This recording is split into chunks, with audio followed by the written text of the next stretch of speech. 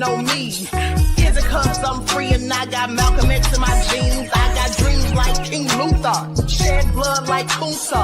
You ain't here for my people, I ain't got nothing to say to ya. I want all the smoke like hookah, talking reparations. America won't be great until they give us compensation. I'm like, I'm the hottest right now. See a bunch of lames out here trying to jock on my style. They be doing too much. I'm the queen, it's too easy. It's like they all in Popeyes, how they be talking so greasy. I just sit back and laugh while these haters get madder. So nefarious how they don't want my pockets with cheddar. I tell them they can do better.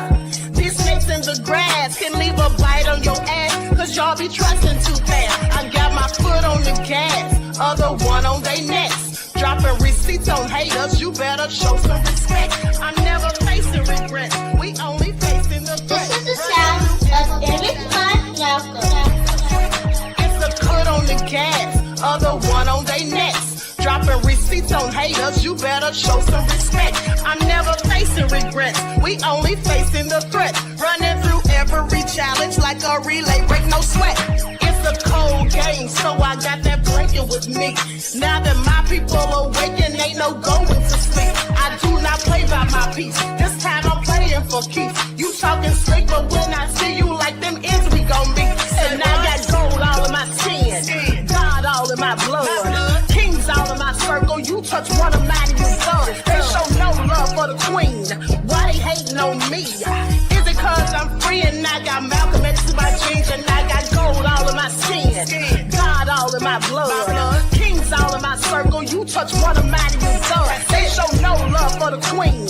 Why they hating on me? Ninja Turtles, that's what I guess they're doing at Mar-a-Lago. Donald Trump looks sickly.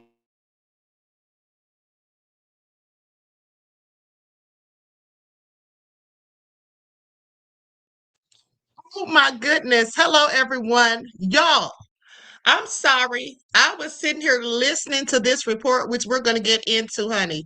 Oh my goodness. All right. So, with that all being said, listen, I apologize for being tardy. Okay. I apologize for being so tardy, but I found some more receipts. Okay. I was trying to find the lawsuit filed against Melania, and I did find it. So, with that all, I was trying to find it for free. Okay, without having to pay for it. Okay. But anyway, I have that. So with that all being said, hello everyone. Grand Rising. Thanks for tuning back in once again to the original Queen Ahmadiyyah Shakur show. I'm your host, Queen Ahmadiyyah Shakur, and this is your morning wake-up call. So as you're coming in, please feel free to go ahead and subscribe to the channel if you haven't done so already. Be sure to click that notification bell and click the word all so you're notified each time the Queen Goddess goes live. All right, so before we get started, let's have a brief word from my sponsor at 12 Tribes. All right, here we go. Do not buy 12 Tribes on Earth hair growth oil and hair magic elixir unless you want super healthy, gorgeous hair that grows. They have a whole line of amazing hair growth products, including hair growth leave-in conditioner spray, hair growth shampoo, hair growth spray, and hair growth butter. I'm starting to sense a theme here. They include quality natural ingredients. They smell amazing, and you can see the results for yourself. So if you're looking for healthy hair growth for your natural or relaxed hair, try 12 Tribes on Earth today.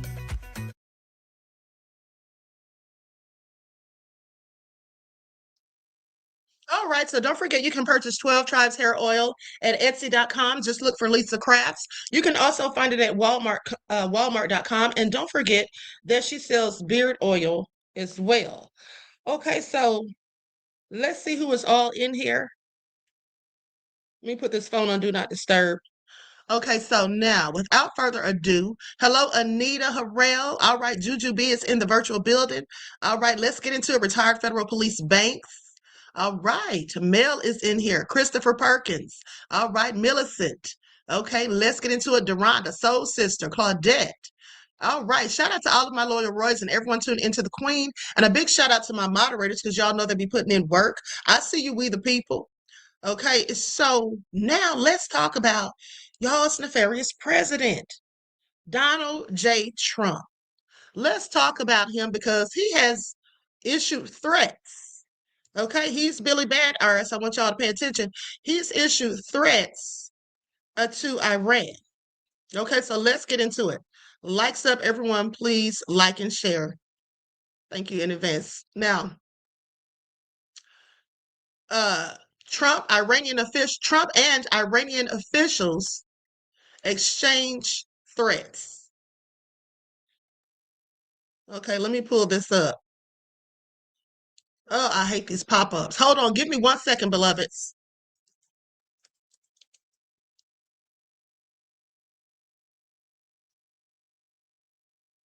Okay, here we go. Okay, so now here's what they report. Trump threatened Iran, said military is locked and loaded and ready to go. Okay, ready to go in. 3 a.m. Truth Social post. Okay, so Donald Trump has seemingly threatened Iran with military action. Okay, warning that the U.S. Army is locked and loaded and ready to go. Now, the president made his fiery remarks in a furious post on Truth Social as he ramped up his rhetoric against the Iranian regime. Now, his threat came as protests erupted across Iran, with protesters being heard calling for the overthrow of Ayatollah Khamenei. Now, saying if Iran shoots and violently kills peaceful protesters, which is their custom, the United States of America will come to their rescue, Trump warned. We are locked and loaded and ready to go. Thank you for your attention to this matter, President Donald J. Trump. Now, that was his Truth Social post. What I find interesting about this entire thing is the fact that Trump is talking about defending people or going to the aid of people shot, protesters being shot. But what about how the protesters are treated here in the United States? What about how the police dress up in military, gear, riot gear, as if they're about to go to war in Iran? I find it interesting because it all sounds like a lot of hypocrisy as far as I'm concerned. Okay.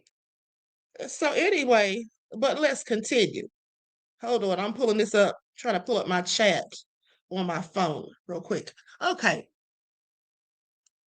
Now, so yeah, I definitely find this interesting. Now, the protests in Iran have primarily centered on the country's economic hardships, many of which have persisted since the U.S. first imposed tariffs on the country's government in 2018. Now, they say one protester told The Guardian that Iran's currency crashing to a new low on Sunday sparked the new wave of protest, saying, "What will my children eat? Do we have to bring suitcases of cash to simply buy bread? Do you find that normal?" Okay, is what one person told the newspaper. Now, 7 people have been killed in clashes between security forces and protesters. Social media video obtained by the BBC showed cars being set ablaze and roads blocked in the capital, Tehran, as well as Asna and Kadash. Now, however, one of Trump's former loyalists has slammed the president for wanting to get involved in unrest overseas.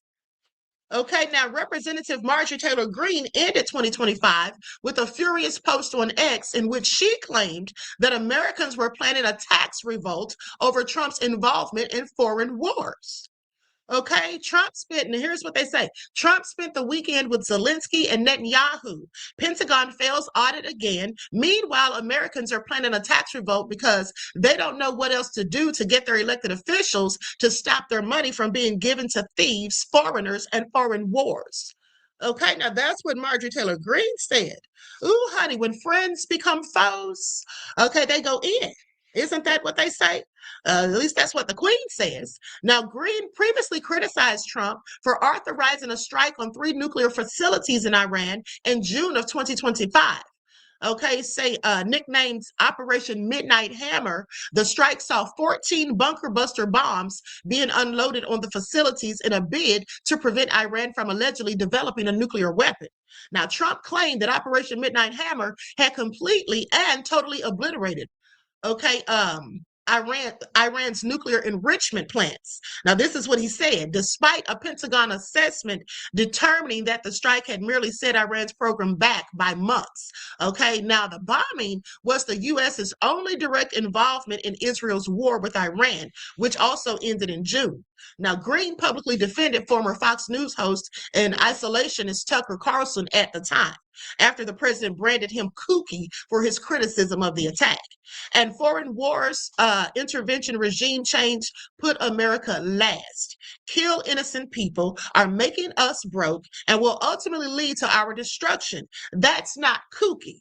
Okay, that's what Marjorie Taylor Greene said. That's what millions of Americans voted for. Okay, it's what we believe is America first.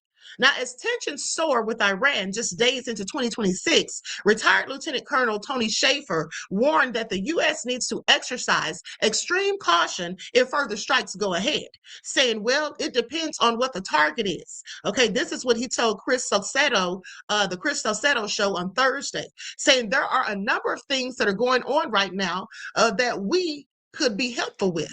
One of those things, obviously, is the unrest in the street. Now, we want to make it very clear. We're against the mullahs and theocracy, okay, not the people of Iran.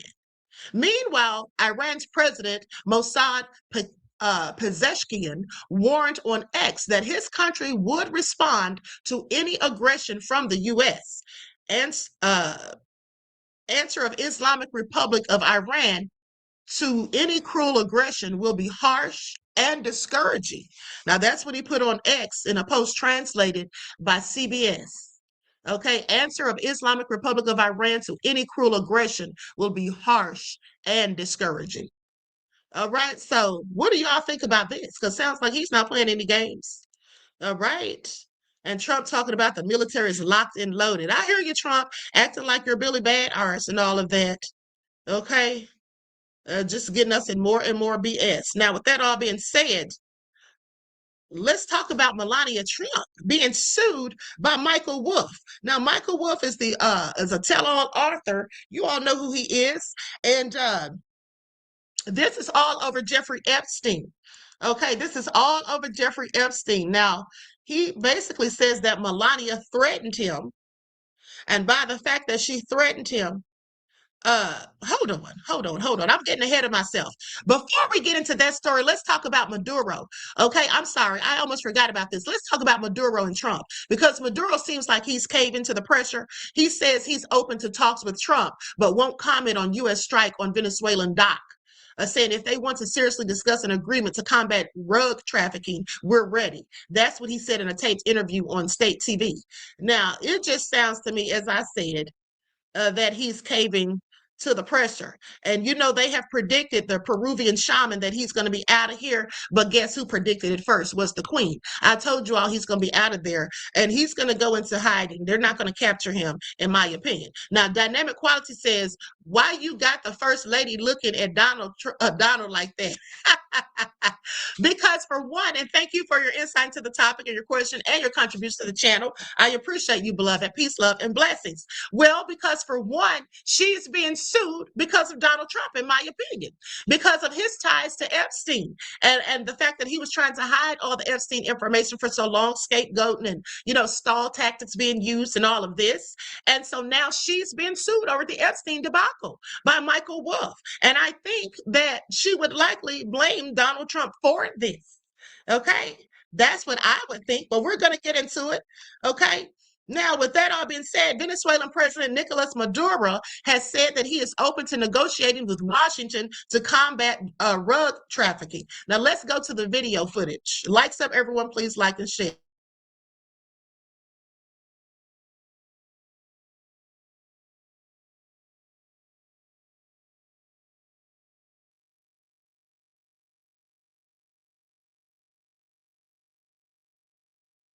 El día, el 4 de octubre. Y no te El dio cordonazo una de gripe. excesivamente barata. Es muy barato y Son eléctricas. hay sistemas de crédito, no hay que es por donde vamos a pasar ahora. Ahí estuvo. Y el gobierno de Estados Unidos lo sabe porque se le hemos dicho a muchos de sus voceros. Okay, so hopefully you all can read the subtitles. Let me remove this. Hopefully you all can see the subtitles because he says, because we've told many of their spokespeople. Hold on, let me just take it back. Okay, here we go. El 4 de octubre. In an interview with state TV, Venezuelan President Nicolas Maduro said he is open to negotiation with the U.S. to combat drug trafficking. Relativamente barata. Es muy barato, Y son eléctricas. hay sistemas de crédito, no hay que es por donde vamos a pasar ahora. Ahí esto. Y el gobierno de Estados Unidos lo sabe, porque se le The hemos U.S. dicho a government muchos de knows sus because we voceros told many of their que si quieren spokespeople conversar that seriamente if they want to seriously discuss an agreement to combat drug trafficking, un acuerdo de combate contra el narcotráfico, estamos listos. we're ready. Que si quieren If they petróleo de want Venezuela, oil, está lista Venezuela para inversiones estadounidenses. Venezuela is ready for an investment. If they want oil, Venezuela is ready for an investment, like with Chevron, whenever they want it, wherever they want it, and however they want it. Con Chevron, cuando quieran, donde quiera y como quieran.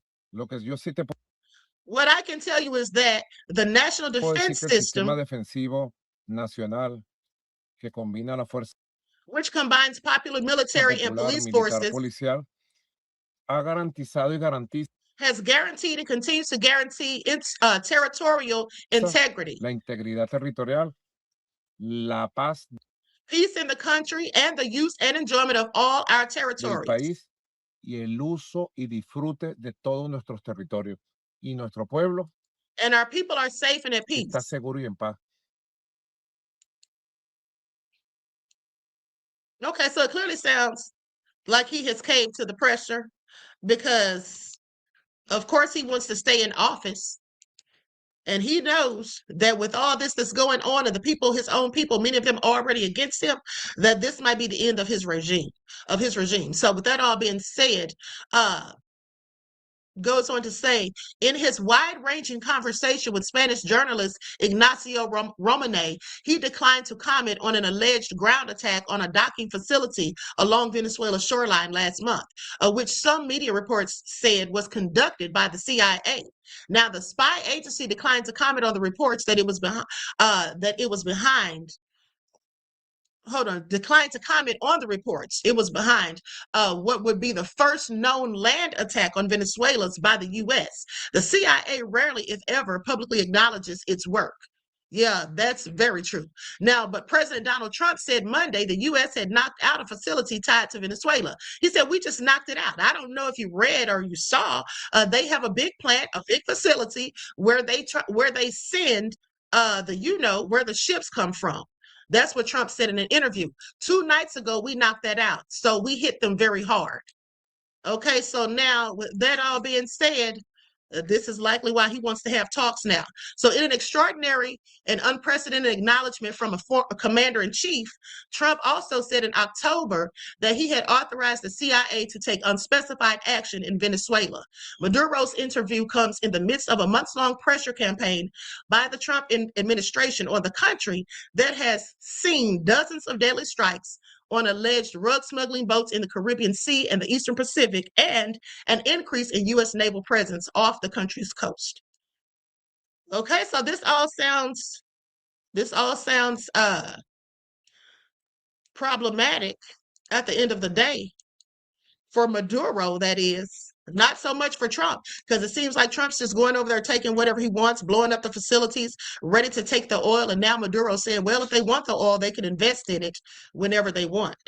But, Trump's probably just going to take whatever he wants, as per usual. Okay, so with that all being said, now let's talk about Melania. Because Michael Wolff said that Melania is hiding from him. Okay, because he's trying to sue her. He's filed a lawsuit against her, but he's basically trying to serve her. Okay, he's trying to serve her, and she's nowhere to be found.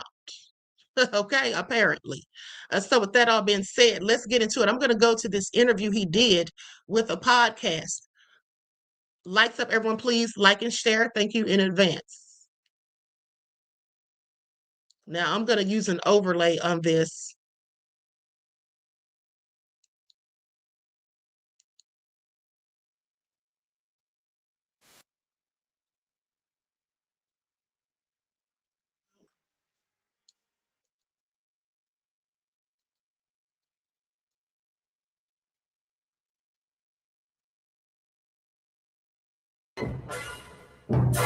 So I am You've been promising an update. As viewers of this podcast perhaps know, suing Melania. I am suing her because she threatened to sue me for $1 billion because I talked about her relationship with Jeffrey Epstein, which is the last thing she wants to have talked about, especially because this documentary project is coming up, which she has so much money at stake here. And I dare say we are not in this documentary going to hear the name Jeffrey Epstein. But let me evoke the name Jeffrey Epstein. Epstein. So when she when she threatened to sue me for discussing her relationship with Jeffrey Epstein and Donald Trump's relationship with Jeffrey Epstein and the three of them together, before she could file that suit, I sued her because in New York State, it is illegal to use libel laws to intimidate someone. In other words, to file a suit which you have no chance of winning, or threaten a suit which you have no chance even of filing, just to get someone to shut up. So we have filed a suit. We filed that suit on October 22nd. So when you sue someone, you have to serve them. You have to officially notify them that they are being sued. And it's a very formal process. And if you get your service wrong, your suit can be thrown out on that basis. So, which is why often people who know they're going to be sued hide from the process servers. So this is someone actually physically turns up and gives you an envelope. Yes, you have to. Yes, I've had that happen. Yes. I mean, there's a very, very clear procedures for this of how you have to do it, who does it. I mean, it's kind of ritualistic, but at the same time, it's they hold you to it. You got to do this. It would appear that Melania Trump is hiding from me. No, she's avoiding you. Yes. And how do you know that? Have you tried to serve him? So we have, the first thing you begin with the fact that it's quite unclear how to sue the First Lady of the United States. Well, it's the first time it's happened. There's not a lot of models for this.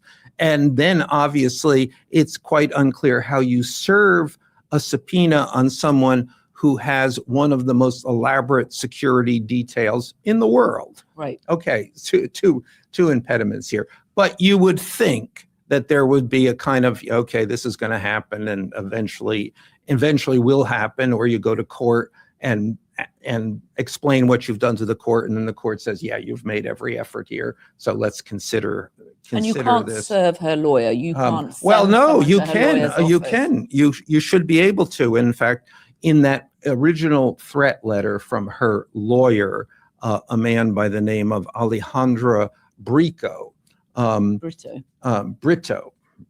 yes, in Coral Gables, Florida, said, please direct all your communications to Melania Trump through this office, through me. So, okay, great. So we went to his office to serve him, and he said, no, I'm not accepting service. And that's interesting. Mm-hmm. In other words, you don't know.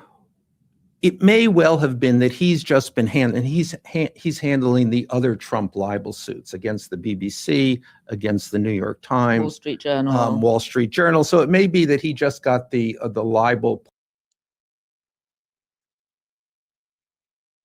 Okay,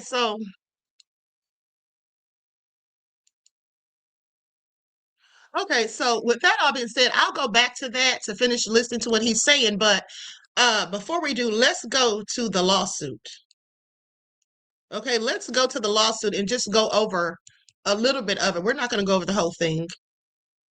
We're not going to go over the whole thing. Likes up, everyone, please like and share.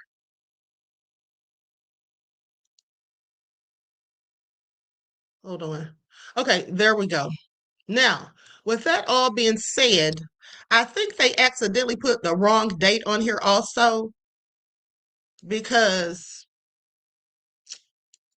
it says October of 2015. Okay, I think that was a typo. All right. So anyway, let's get into it now. It was filed in October of 2025, October the 21st of 2025. Okay. Now, when you go to the nature of the action, it has October of 2015. So that's clearly a mistake. On October the 15th of 2015, which should be 2025, defendant Melania Trump, through her counsel, demanded that Wolff immediately retract certain statements which Wolff allegedly published about Mrs. Trump. Now, a copy of Mrs. Trump's attorney's threat letter is attached as Exhibit A. Threat letter. The threat letter demanded that Wolff immediately issue an apology for the false, defamatory, disparaging, misleading, and inflammatory statements about Mrs. Trump, and it demanded an offer of money to compensate for the alleged overwhelming reputational and financial harm that she was caused to suffer. Now, the threat letter insisted that if Wolff did not comply with these demands by October the 21st of 2025 at 5 p.m. Eastern Standard Time, that Mrs. Trump would initiate legal action against Wolff for over $1 billion in damages. Her and Trump are just so ridiculous when they try to sue somebody. Okay, the amounts that they ask for are just outlandish, in my opinion. Now, the threat letter was made pursuant to Florida Statute 770.01, a legal requirement for commencing a libel action. Mrs. Trump and her unitary executive husband, along with her MAGA Meridians, have made a practice of threatening those who speak against them with costly slap actions in order to silence their speech, to intimidate their critics generally, and to extract unjustified payments and North Korean-style confessions and apologies. Now, the threat letter at pages 2 to 3 list some of those whom they have pressed to unjustified submission, a pattern of abuse that the anti-SLAPP law was intended to interdict. So she was threatening to sue him under the anti-SLAPP law. Now, these threatened legal actions are designed to create a climate of fear in the nation so that people cannot freely or confidently exercise their First Amendment rights. The threats are also intended to shut down legitimate inquiry into the Epstein matter, which the Trumps and their collaborators have at every sought to impede and suppress. Mr. Wolff is a journalist who has done his job diligently, reporting what he knows, identifying what he knows not, or identifying what he does not know, and asking important questions that deserve inquiry. Now, in the face of the threat letter and its attack on his lawful reporting, Mr. Wolff has no choice but to defend himself and to assert his rights under the Constitution, the New York Constitution, and the anti-SLAPP law. Now, he therefore brings the declaratory action and this related anti-SLAPP cause of action. And I'm sorry, I think I said that Melania was wanted to sue him under the anti-SLAPP, but that's what he sued her under, the Anti-SLAPP Act law. And I told you all about that the other day, about that specific law the other day. Okay, now with that all being said, he's basically saying she sent this letter, or had her attorney send him this letter to intimidate him into silence. Okay, to stop him from speaking out or saying anything about her, period, specifically as it pertains to Jeffrey Epstein. Now, since the statements at issue pertain to matters that largely occurred here in New York City, this action will call for and permit subpoenas to numerous witnesses, most of them in New York. Subpoenas will go to those who frequented or who were part of Epstein's circle, including Mr. Trump. Now, Mr. Wolff is an experienced journalist and author of 12 nonfiction books and biographies. He was a columnist for New York Magazine, Vanity Fair, USA Today, and The Hollywood Reporter. He has received 2 National Magazine Awards and a Mirror Award. His 12 books include 4 about the Trump White House and his 2024 campaign, Fire and Fury, Inside the Trump White House 2018, Siege 2019, Landslide 2021, and All or Nothing in 2025. All 4 books were New York Times bestsellers. He has contemplated writing a book about Jeffrey Epstein, and in that effort has accrued many hours of recorded interviews of Jeffrey Epstein conducted over several years. He's a resident of New York State, maintaining a residence in Manhattan. He does much of his work as a journalist in Manhattan. His work and thrice weekly news podcasts with the news publisher, The Daily Beast, are conducted in Manhattan. Now, with that all being said, Mrs. Trump is married to Donald J. Trump. She is the First Lady of the United States. On information and belief, she has a residence in New York at Trump Tower on Fifth Avenue. She has numerous ongoing ties to New York County, owns and maintains interest in property in New York State and New York City. And on information and belief, while she spends time in Washington, D.C. and has ties to Florida, she remains a citizen of New York State. Now, this court has jurisdiction pursuant to New York civil practice law and Rule Statute 301 and 302. Mrs. Trump is subject to general personal jurisdiction in New York based on her extensive and regular ties to New York. She is also subject to specific personal jurisdiction in New York because the basis of these claims is Mrs. Trump's threat of immediate legal action against Mr. Wolff regarding his New York-centered reporting activities, which focused on Mrs. Trump's associates and activities which largely occurred and were centered in New York City. Now, venue is proper pursuant to CPLR 503A because both parties reside in New York, and because a substantial part of the events giving rise to the parties' claims occurred in New York. Specifically, and among other things, Mr. Wolff's reporting activities at issue and which are the subject of Mrs. Trump's claims were and are conducted in New York, and because the subject of the reporting at issue in this case and challenged by Mrs. Trump largely occurred in New York and involved persons in New York. Now, Mr. Wolff is a journalist who has regularly appeared in podcasts 2 or 3 times each week with a Daily Beast covering the Trump administrations, including, among other things, the Jeffrey Epstein scandal and inquiry. He has, over the years, closely followed and written about the Trump White House. He has closely followed the Epstein scandal, and he has many hours of recorded interviews of Jeffrey Epstein. Now, the statements that are the subject of Mrs. Trump's libel claims against Mr. Wolff fall into 3 categories. The specific statements are enumerated and addressed individually in the declaratory judgment case of cause of action below. Okay, so statements alleged to have been made on the Daily Beast podcast and allegedly reported in part in an article published by the Daily Beast titled "Melania Trump Very Involved in Epstein Scandal." Author. The headline is followed and explained by a subheading that reads, "The First Lady has largely avoided the topic." But Trump biographer Michael Wolff suggests that she is acting behind the scenes. Neither the Daily Beast article nor its headline was written by Mr. Wolff, okay? Now, statements that appeared in the article, but which Mrs. Trump's counsel alleged to be defamatory by implication. Now, statements made by Mr. Wolff on 3 videos that appear on Instagram, okay? For all intents and purposes, the threat letter is a complaint. It enumerates Mrs. Trump's libel claims against Mr. Wolff, and it does so by identifying statements that are alleged to be defamatory, and a second set of statements that are alleged to be defamatory by implication. At the end, it sets out its demands as in a typical prayer for relief. Okay, now the first group of allegedly defamatory statements are incomplete phrases quoted by Mr. Wolff's Daily Beast interviews. Mr. Wolff did not write the article. These statements are not just incomplete references to what Mr. Wolff said in the context of his interview, but are also taken out of context of the article in which they appeared. They are thus doubly out of context. This is standard fare for a slap action. Okay.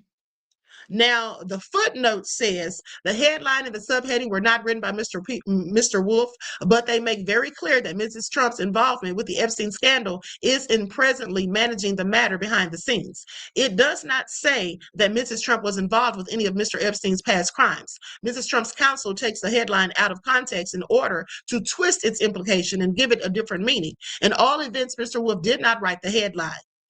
Okay, so she's suing the wrong person, if you ask me, or, she's threatening to sue the wrong person. She should have been suing the one who published that article, the one who wrote it. Now, this statement is taken out of context, and the threat letter fails to present it in the full context of the Daily Beast article. Mrs. Trump's counsel misleadingly removes reference to the headline subheading that states, "The First Lady has largely avoided the hot topic," but Trump biographer Michael Wolff suggests that she's acting behind the scenes. Thus, it is clear in context that she is involved in the White House's management of the President Epstein inquiry. From a reading of the Daily Beast article, it might suggest that Mrs. Trump Trump was involved in Epstein's social circle, which is true of many people who knew Epstein.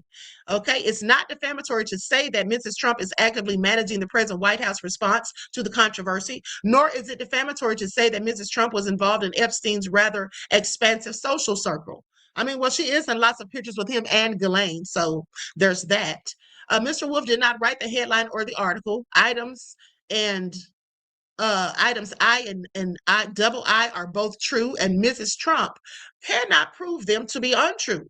Now, Mrs. Trump cannot prove actual malice, i.e., she cannot prove with clear and convincing evidence that Mr. Wolff did not believe the statements to be true.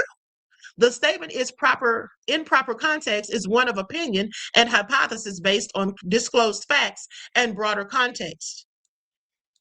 So statement number 2, the First Lady Melania could be the missing link in President Trump's ties to convicted ex-offender Jeffrey Epstein. Now, dispositive defects in the claim. Okay, the claim fails to present statement 2 in the full context of the Daily Beast article. It is not defamatory to suggest Mrs. Trump could have information about her husband, Mr. Epstein, or her associates that would provide important information regarding both men. The statement in proper context is one of the opinion and hypothesis based on disclosed facts and also in the broader context. If this statement were factual in any measure, it is unfair and accurate. It is fair and accurate. Mrs. Trump cannot prove it to be untrue as she must. See, in order to prove defamation, you have to prove 4 elements. As I told you all a myriad of times, you have to first of all prove that the person said something about you that was not true. You have to then prove that they said this to a third party, okay, like someone other than themselves and you. And then you have to prove that they knew that what they said was a lie and that they intentionally said it. And then you have to fourth prove that you lost something because of the things that they said that were not true, such as it damaged your reputation. You may have lost endorsements, donors, or you could have lost money. I mean, anything, right? You have to prove all of these elements, okay? So with that all being said, the statement is true.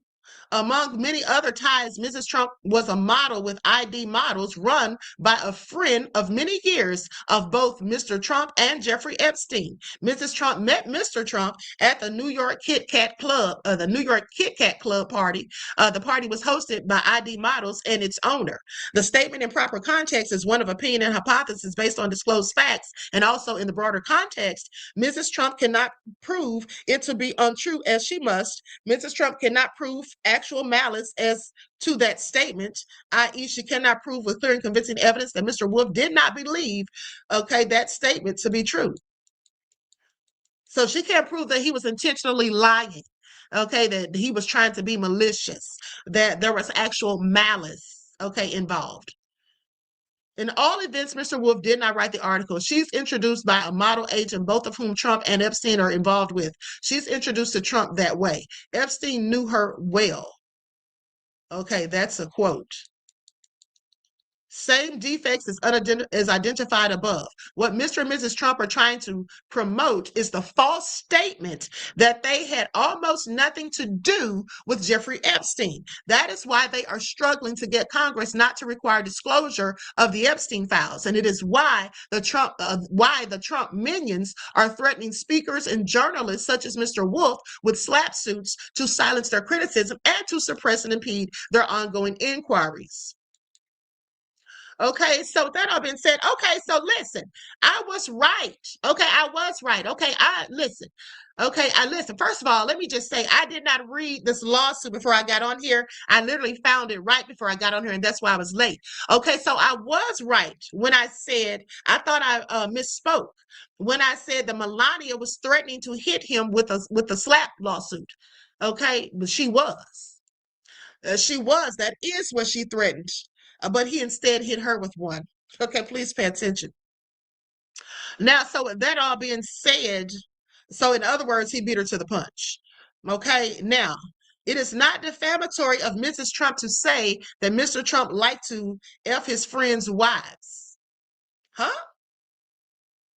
hold on, let me go back. Mrs. Trump cannot prove actual malice as to that statement, i.e., she cannot prove with clear and convincing evidence that Mr. Wolff did not believe that statement to be true.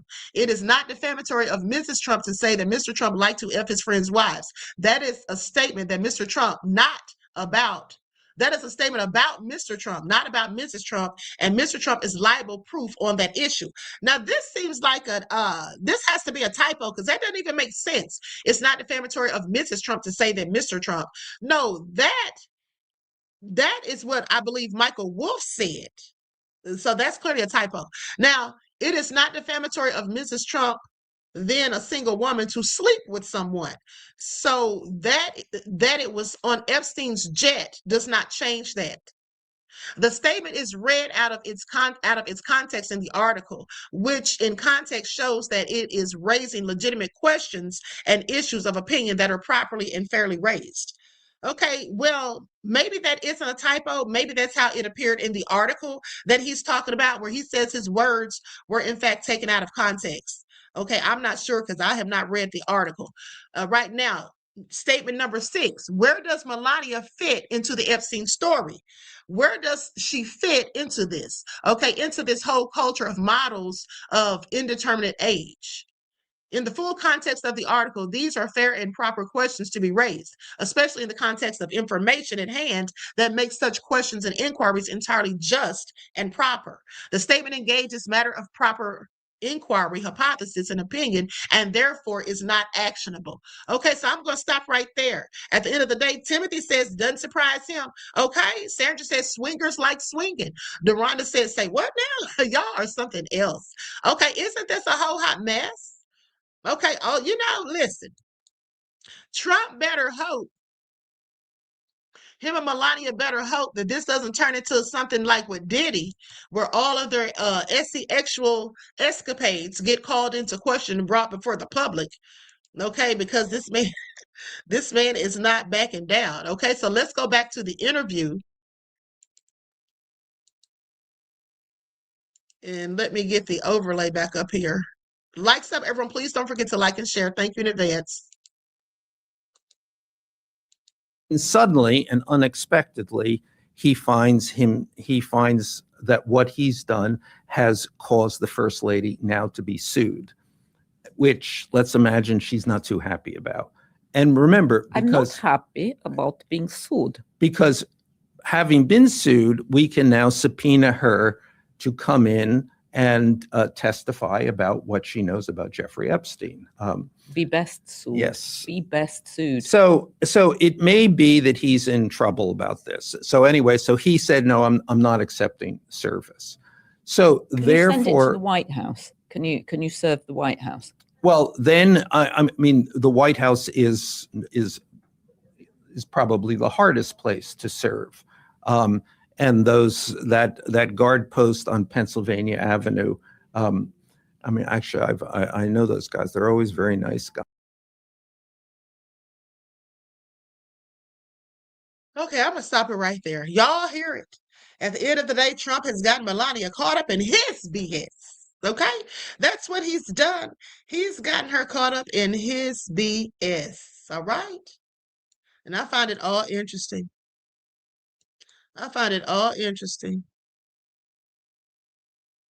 Y'all remember when Trump said that he won in court?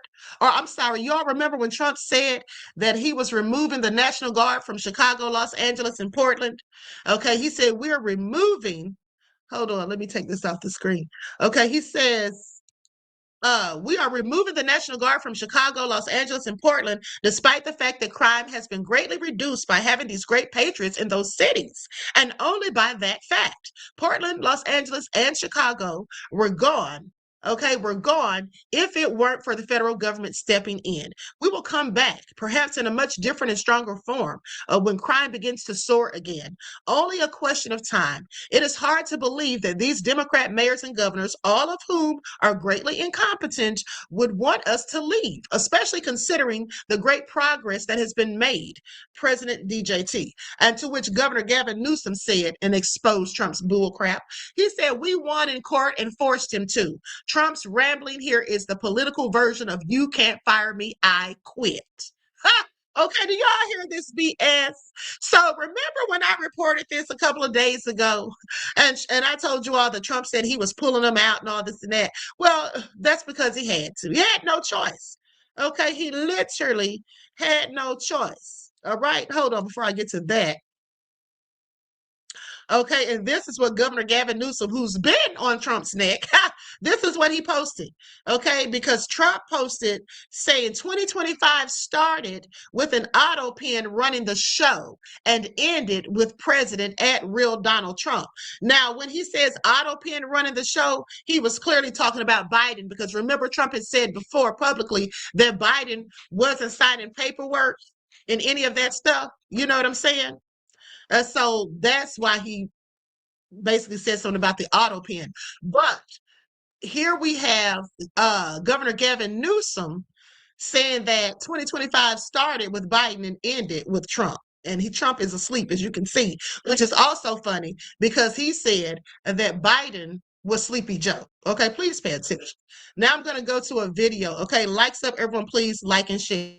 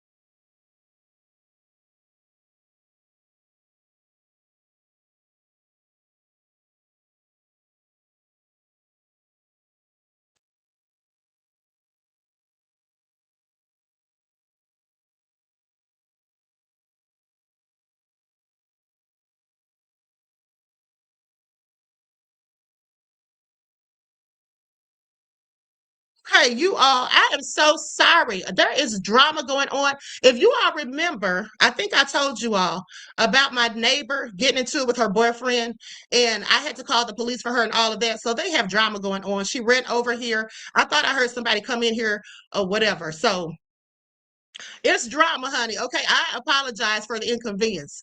Now, with that all being said, let me get my nerves together because she scared the crap out of me. Okay, she scared the crap out of me. Nancy X said, "You cool, queen?" I am now, but that literally scared the mess out of me. I'm like, "What is that?" Okay, who is that? So anyway, let's continue. Now,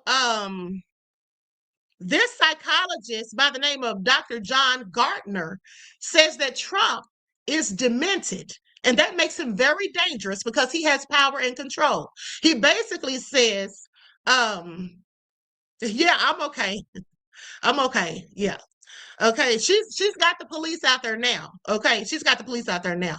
So and you're right, be careful because when you get involved in domestic violence situations, okay, trying to help somebody or whatever, because anyway, Leo said, how many times she's running? Well, this is like the second time. Okay, so anyway, let's just continue. I don't even want to talk about it.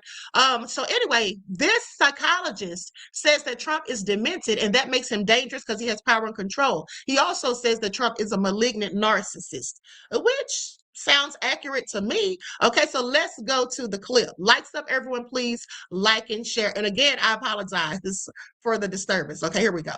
See Dr. Gartner explain what the fuck is wrong with Dookie Booty. Watch this. We're in a hell of a lot of trouble. Us, America, but the world is in a hell of a lot of trouble because the most powerful man in the world is both evil and demented. He has the most severe personality disorder, actually, that a human being can have. It's called malignant narcissism. It was originally introduced by Erich Fromm, who escaped the Nazis, to explain the psychology of Hitler and other murderous dictators like him.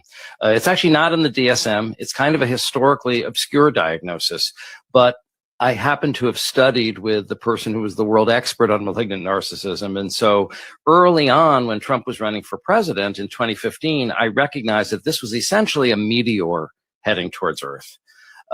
Because I knew just how destructive a malignant narcissistic leader can be to a country. And I saw it as potentially fatal to our country. And unfortunately, that seems to be potentially coming true. It has four components: narcissism, of course, but also psychopathy, or what we call antisocial personality disorder. So lying, breaking laws and norms, having no remorse for violating the rights of others. Also paranoia, and finally sadism. A lot of what he does is gleefully destructive and harmful. Do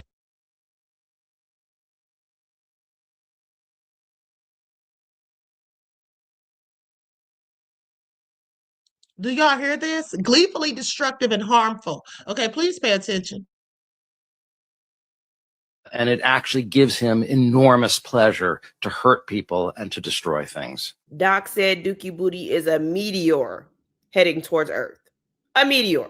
Soon as Dookie Booty hit the White House, that motherfucker been destroying every fucking thing. Doc said this motherfucker is gleefully destructive and harmful on purpose. This sick motherfucker is getting pleasure from hurting people and destroying things. Everything they say you did in the Epstein files, you did that shit. Doc said he saw Dookie Booty as potentially fatal to our country, and he ain't do nothing to save us. Now, I knew Dookie Booty was a narcissist, but Yep, also interested. Okay, let's go to this report from Midas Touch. Hold on, beloveds.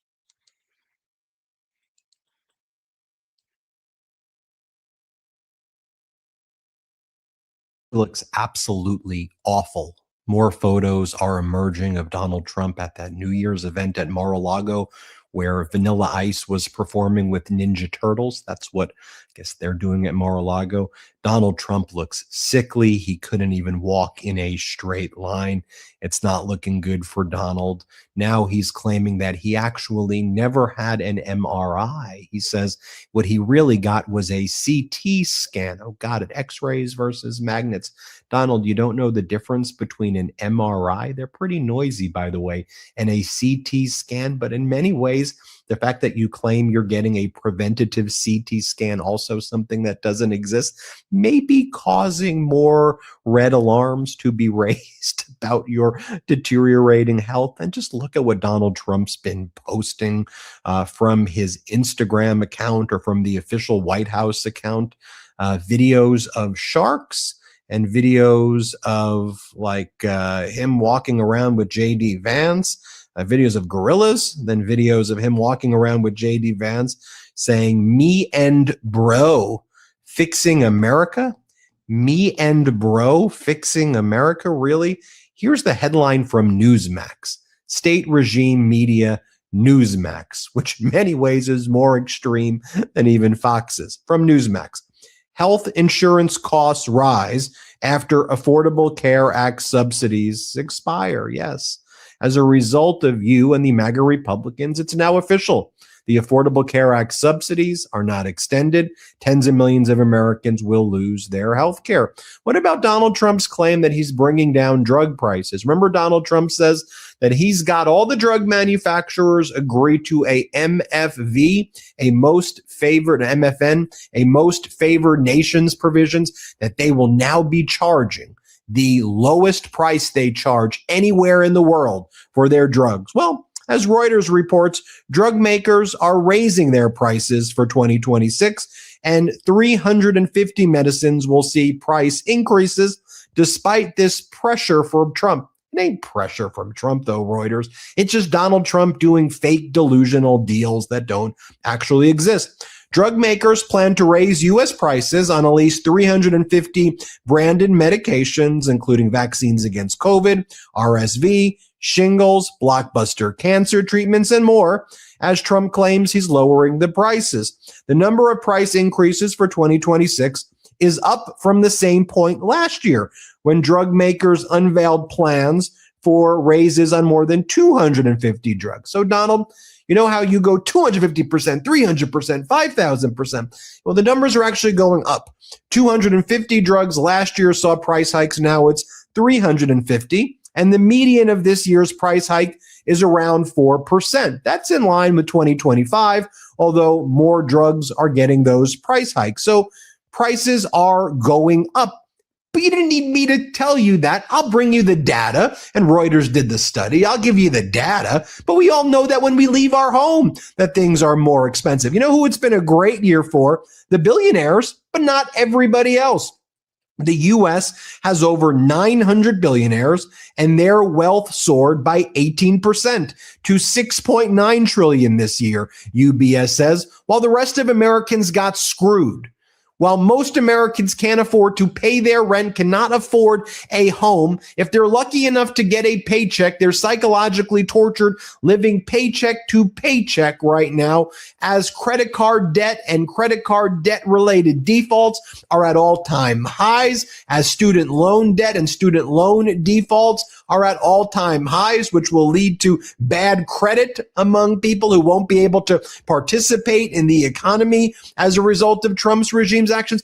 The billionaires are partying in St. Bart's right now. They all have their super yachts there, and they're laughing at the rest of the Americans. The billionaires are partying in St. Bart's with their tax cuts, their tax shelters, their $6.9 trillion in wealth. And how you even ask for a second, hey, can you fund healthcare? Like, you know, can you pay your fair share? And then they throw a tantrum over that because they need 15 mansions and 8 private jets and 4 super yachts. Because just, 5 is not enough for them. For them, money, it's like their own disease, and they're obsessed with it, and they want to see people suffer. They get off on the suffering of others. Now, did you see the swearing in of Zoran Mamdani in his inauguration speech? It was absolutely great. It was riveting. But one of the things I wanted to focus on there is Bernie Sanders' speech. I thought it was incredible. What a contrast between Donald Trump supporting the billionaires and screwing over everybody else. And I think Bernie Sanders came with a simple message, which is demanding that the wealthy and large corporations pay their fair share. That's not radical at all. What is radical is Donald Trump saying he wants to deport 21 million Americans. He looks absolutely awful. More photos are emerging of Donald Trump at that New Year's event at Mar-a-Lago, where Vanilla Ice. Okay, so Trump looking a hot mess and just, what are y'all going to do with it? Okay, Leon said George Clooney moving to France. Ain't he a piece of blank? Okay. And speaking of that, This is Trump's post from the other day. Good news. George and Amel Clooney, two of the worst political prognosticators of all time, have officially become citizens of France, which is sadly in the midst of a major crime problem because of their absolutely horrendous handling of immigration, much like we had under Sleepy Joe Biden. Remember when Clooney, after the now famous debate, dumped Joe during a fundraiser only to go onto the side of another stellar candidate, Jamala K, who is now fighting it out with the worst governor in the country, including Tim Walz. And then he spelled Tim Walz's name wrong. He spelled it like Waltz, W-A-L-T-Z, instead of W-A-L-Z.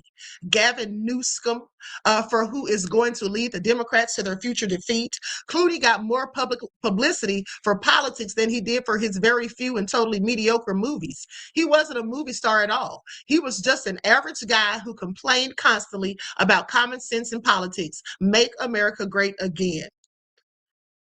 This man is crazy. Do y'all hear it? Okay, Mel said Trump is just ugly. Soul Sister said very ugly, Mel, inside and out. Y'all are terrible. Okay, but it's all true. Okay, Soul Sister said, I said long ago, no nation could destroy America. I knew it would be destroyed from within, hence Project 2025 in effect. Okay? Oh, so egregious. Okay, so anyway, shout out to Ben Masalis for that report. Now, with that all being said, let's talk about the alcohol industry, the spirit industry, because here's what I find interesting. Okay, there is a bunch of them filing bankruptcy. Chapter 11. They're saying that the global alcohol giants have lost $830 billion. So let's get into it.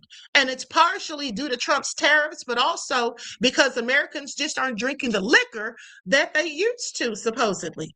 Okay, so let's talk about it. Let's talk about it because I find this all so interesting. Kikoba Fetty says, do the president's tweets sound a bit sassy? Yeah, they do. LeVar said, looking like a rotting orange. Okay, absolutely. That's what he looks like. Okay. I'm glad y'all are making me laugh, honey, because the drama that just unfolded. Okay. Whew, let me continue. All right. So, anywho, it says a global, and then here's the thing. And then that lady was just calling my phone nonstop, just ringing my phone. I'm like, honey, she probably is going to want me to talk to the police. Who knows? Anyway, let me continue. Okay, so a global shift in drinking habits and trends has wiped out more than $800 billion from the value of leading alcohol companies, according to a recent Bloomberg report. Now, this came out in November, this report here, but it's even more reports coming out now. Okay, so shares in the world's biggest beer, wine, and spirits producers have collectively lost $830 billion in market value over just 4 years, according to Bloomberg. Now, a Bloomberg index tracking around 50 listed drink companies now stands 46% below its July 2021 peak. Bloomberg found that changing drinking habits and rising health concerns have hit earnings across the sector. Now, the downturn has been compounded by U.S. tariffs, high interest rates weighing on consumer spending, and elevated commodity prices. So in China, weak household confidence and a ban on alcohol at official functions have further dragged on demand. Now, there is a structural change going on. People are drinking less. This is what Sarah Simon, an analyst at Morgan Stanley, said. Now, major European drinking companies like Diageo, the one that Diddy sued, okay, Pernod Ricard, and Remy Cointreau have all seen shares fall to their lowest levels in at least a decade. Okay, Brown-Forman, the owner of Jack Daniels and Australia's Treasury Wine Estates, have also slumped, while China's Baijiu producer Qichao Motai is trading more than 40% below its 2021 high. Do y'all hear this? And I love it for Jack Daniels because Jack Daniels was in fact created by a black man. Okay. Is his family getting a cut? I'm sure they're not. Now, Simon told Bloomberg that the sector faces further downside risk as producers contend not only with failing revenue, but also high debt levels and management upheaval. So the key challenge, Bloomberg noted, lies in changing consumer behavior. In August, a Gallup survey found that U.S. alcohol consumption had dropped to its lowest point since records began in 1939. Now, health warnings from organizations such as the World Health Organization and the U.S. Surgeon General have further dampened demand among Generation X. So, for millennials and Gen Z, alcohol has also lost its appeal. A growing list of teetotal celebrities, okay, including Tom Holland and Katy Perry, have helped popularize the non-alcoholic trend. While the use of weight loss drugs such as Ozempic and the rise of cannabis alternatives have added pressure. Okay, and then also remember, there are a lot of people selling Delta 8, 9, and 10 products. These stores and businesses are popping up everywhere. Okay, specifically here in Atlanta. Okay, so a lot of these people are going to these smoke shops and these little stores and buying edibles and things like that. So they're not drinking a lot, and those stores are in the same neighborhoods for the most part as the liquor stores, because we already know where they put the liquor stores in the Black community. Okay, so now those stores where they're selling edibles and things like that, Delta 8 products and 8, 9, and 10 products, those are all in Black communities as well. Okay, so because we know that they purposely put liquor stores in our neighborhoods. Okay, we know why. Okay, so anyway, it looks like it's all going bad for them. They said we've seen 4 times the impact of the financial crash on alcohol consumption. This is what Lawrence Wyatt, an analyst at Barclays, said. Okay, the market believes there's been some sort of structural change and that we're not going back to the growth rates that we had in the past. Okay, producers have responded with a wave of new product launches and corporate shakeups. Carlsberg introduced a non-alcoholic cider in February, and Campari launched its alcohol-free Crodino in the U.S. in May. Diageo last year acquired Chicago-based Ritual Zero Proof, while Monet Hennessy took a stake in French Bloom, a premium sparkling non-alcoholic brand. Now, leadership changes have swept through the sector, with new chief executives appointed this year at Diageo, Remy Cointreau, Campari, Treasury Wine Estates, Molson Coors, and Suntory. Okay, Ki Chow Motao has seen 2 chairmen depart within 2 years. They say it is notable that in an industry where a lot of changes are occurring, suddenly there is also a lot of management change, says Simon. Now, she said that she currently holds more underweight recommendations in beverages than in any other European consumer staples category. Okay, do y'all hear that?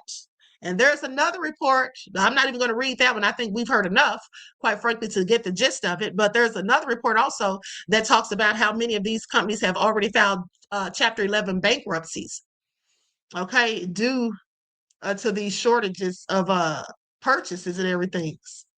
Okay, so I find it all very interesting.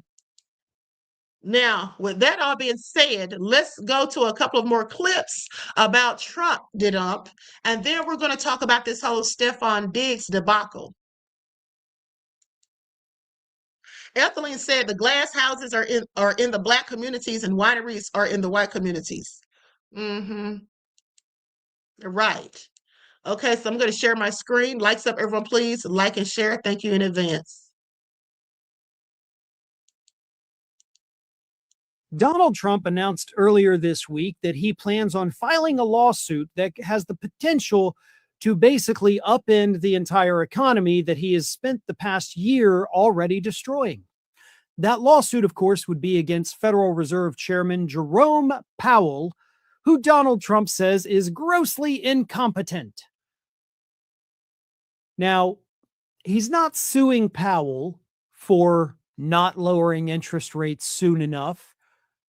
He wants to sue Powell because Powell said that the cost of the ballroom would be more than what Trump is telling the public.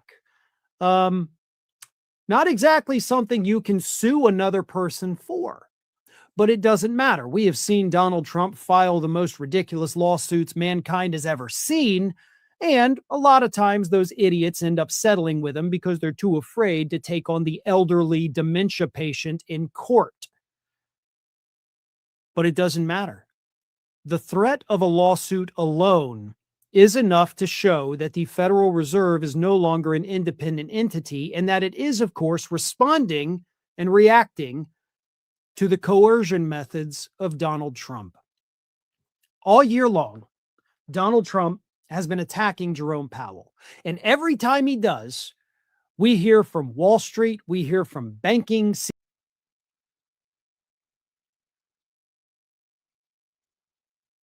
Trump's always attacking or threatening somebody. That's just what he does. But it looks like he got, put in his place because they say a judge excoriated him in open court. Okay, and we all know that Trump, being the narcissist that he is, or as that doctor said, the psychologist, a malignant narcissist, no less. Okay, we know he didn't like that one bit. Okay, we know he didn't like that one bit. Okay, so let's get into it. Likes up, everyone. Please don't forget to like and share. It turns out you can't tell a federal judge that the reason you're not complying with her injunction to avoid destroying a federal agency that protects the consumers while an appeal is going on, you can't tell her that the reason you're not complying with the injunction is that the Federal Reserve is busted, that it has no money.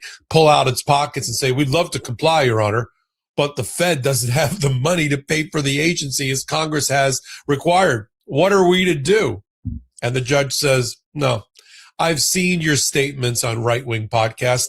In fact, Amy Berman Jackson, the judge, put one of the statements of Russ Vought, the head of the Office of Management and Budget, on a right-wing podcast on the Charlie Kirk network at the top of her order when she said, your manufactured attempt to choke off the funds to the Consumer Financial Protection Bureau, the one created by President Barack Obama to stop predatory lending and credit practices, credit cards and payday loans and banks and all those and collection agencies. You need somebody in your corner, and it's the CFPB. You can't put it out of its misery or out of our misery and take it in the back and shoot it while there's an appeal going on and avoid my March injunction to prevent exactly that. You're on. Nene said that judge better get some security and check his brakes. Okay, exactly. Because let's not forget that judge that went against Trump, her house got blown up. Now, I'm not saying Trump had anything to do with it or had somebody do it, but I just found it interesting. The Midas Touch Network. Happy early New Year's. It's cold where I live today. Okay, so with that all being said, the judge went in on Trump, and further, Trump sitting there acting like he's just, voluntarily pulling out these troops or whatever, the National Guard and all of that from these different states. At the end of the day, he lost in court, okay, just like Gavin Newsom said. Now, without further ado, let's get into this whole Stefon Diggs debacle, because if you ask me, it's starting to look like Cardi B jumped out of the frying pan into the fire, because this dude seems like a whole lot of drama. Okay, he has a whole lot going on. Now, let's get into it. Likes up, everyone, please like and share. Okay, hold on.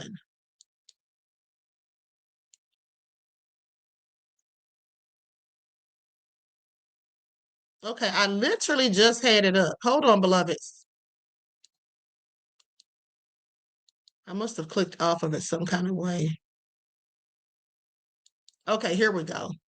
Like, where did it go? Okay, so this is a news report on Stefon Diggs, because I told you all the other day, I reported to you all that he had been charged with strangulation or suffocation. And it is his chef who has filed this against him, and we're going to get into it. Coverage live outside of Gillette Stadium now with more. Caitlin. Jen, good afternoon. Well, Diggs is now facing a serious felony charge, and legal experts we talked to say that without much evidence, it's pretty unlikely that this case will be able to move forward. Patriots star wide receiver Stefon Diggs is charged with felony strangulation as well as assault and battery, which is a misdemeanor from an incident on December 2nd. Charging documents allege that on that date, Diggs smacked a private chef over a paycheck dispute at his home in Dedham, but the chef says she did not take pictures of the incident. Legal experts say that could become significant should this case move forward. First thoughts are that this is not going to be all that strong of a case from the government if they choose to prosecute, unless there's some additional evidence that has not come out yet. Shown here are text messages between the two. The chef told Diggs over text she wanted to be paid for the season after being sent home for a week in November. Diggs allegedly answered, quote, "I won't be paying you," expletive. Wednesday morning, Diggs seen leaving his Dedham property. He denies all allegations against him. There's already discussions going on between the accuser and the camp for Stefon Diggs about some sort of financial arrangement.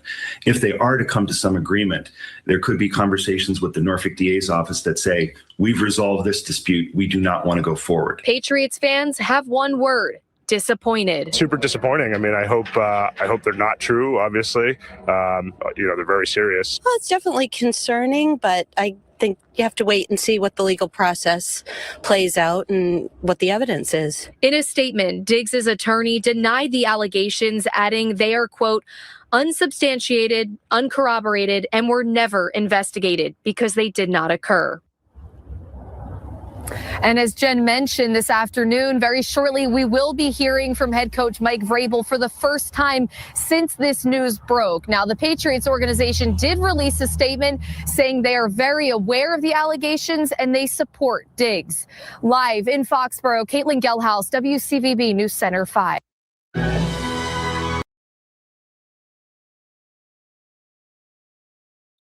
Okay, I find it all interesting. This man seems like he's a whole bunch of drama because, like I told you all, he has been involved in so many different situations. Now, mind you, the chef supposedly was living with him, and she says that he didn't pay her for her services or whatever. And when she asked him about it, he told her no, no. And they got into this altercation in his home, in the room that she stays in. So supposedly she was in the room. He comes in there. They get into an argument or whatever. She claims that he grabbed her in a chokehold, okay, with the crease of his elbow around her neck. And she said she felt like she was going to pass out, basically. Okay, so they said there was no pictures of bruises or anything like that. And she said that he also told her he was going to help her with her business. Now, I'm sorry, but I saw this young lady. She looks like she's Latina. It looks like he has a certain type of, like he likes Latino women, basically. And because that girl Mulan, who got into it with him, she looks Latina. Mulan Hernandez, so clearly she is. Cardi B is. And then this other woman, I forget her name, but nonetheless, he seems to specifically have a type. But it's just so many problems with him because if you remember, Chris Blake Griffith claims that Stefon tried to make him get down on his knees and kiss the cucumber. And then when he didn't, he said that there was a confrontation between Stefon's brothers and Chris Blake Griffith, and they stole his chains and all this and beat him up. So it's just all crazy. So he's suing Stefon. Stefon's suing him for defamation. Stefon's also suing Mulan, if I'm not mistaken. So I just find it all very interesting. This man has a whole lot of drama. Okay. But hey, if Cardi B is happy with it, I am too, because that's her business. Okay, it's her business. But he just seems like he has a whole lot going on. Like there's always something with him. Okay. Like there's always something with him. And here's the thing. Even if the allegations against him are not true, it just seems that he put himself in these precarious predicaments. Okay, that's just how it seems to me. It seems like he messes around with a whole lot of women and just puts himself in situations that are just problematic. Because like I said, even if these things aren't true, and who knows? I mean, they could be true because the allegations sound the same. Okay, the allegations all seem to sound the same as far as I'm concerned at the end of the day. But what do you all think about it? Do you all believe that there's some validity, any credence to these things that are being alleged? I'm about to pull up. Hold on. I want to pull up this picture of this lady that's suing him. Hold on, I'm uploading it to send to my or so I can,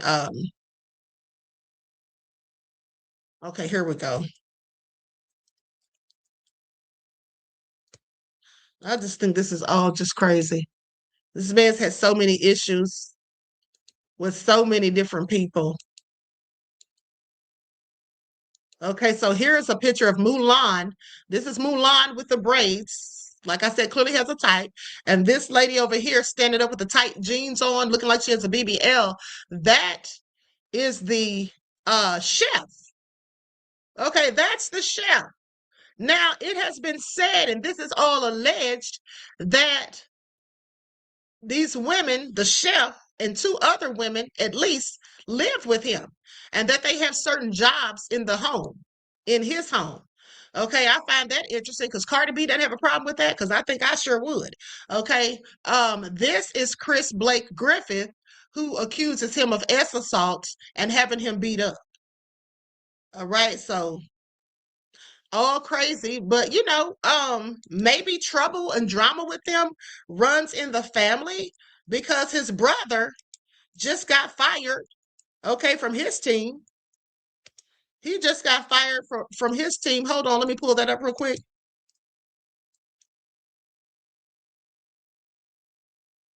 Like up, everyone, please like and share.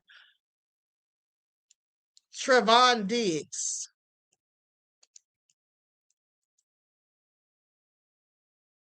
Now, here's what they say about him. This is a report from CBS, okay, that came out on December 31st. Why Cowboys chose to cut Pro Bowl CB Trevon Diggs now after accumulation of multiple factors and what's next. Okay, so they say, to those on the outside looking in, the Dallas Cowboys' decision to release two-time Pro Bowl cornerback Trevon Diggs on Tuesday may appear abrupt. However, this dissension between Diggs and the organization has been brewing for some time. Cowboys coach Brian Schottenheimer acknowledged as much on Wednesday, saying that it was really an accumulation of multiple factors, performance, other elements. He's been an incredible player for this organization, and I like Trevon a lot. Okay, hold on, I'm sorry. I like him a lot. He's been an incredible player. I wish him nothing but the best.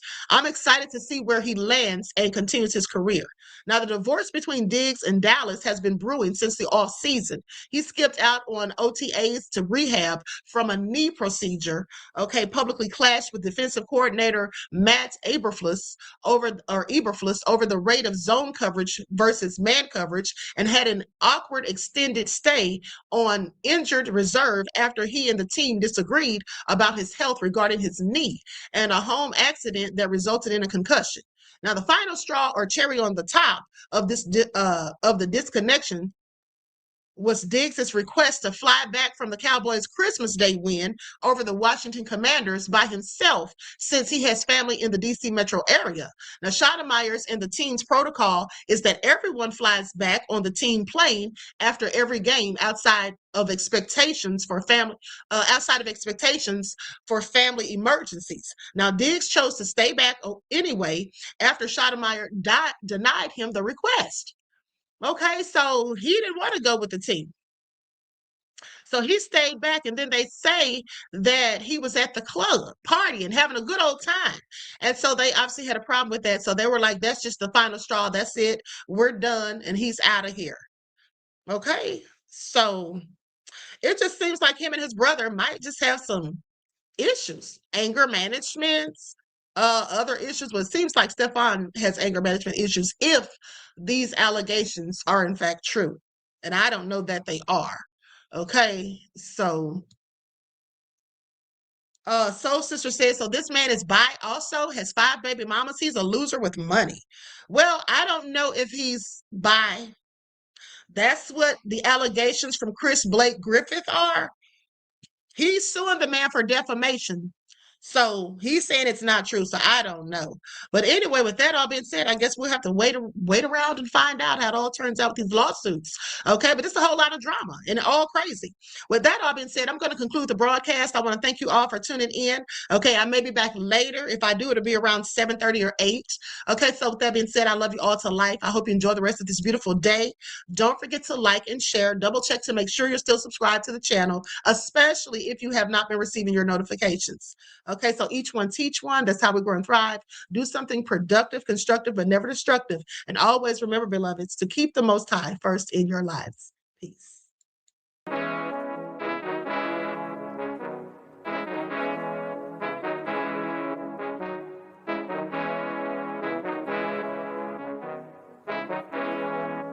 Hey, yo, Nick, hit him with that flavor. Gold all in my skin, God all in my blood.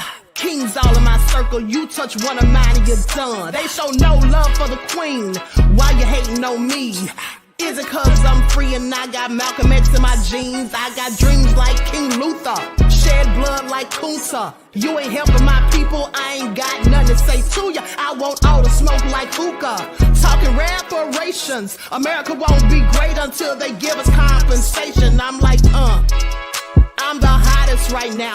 See a bunch of lames out here trying to jock on my style. They be doing too much. I'm the queen, it's too easy. It's like they all at Popeyes, how they be talking so greasy. I just sit back and laugh while these haters get madder. So nefarious how they don't want my pockets with cheddar. I tell them they can do better.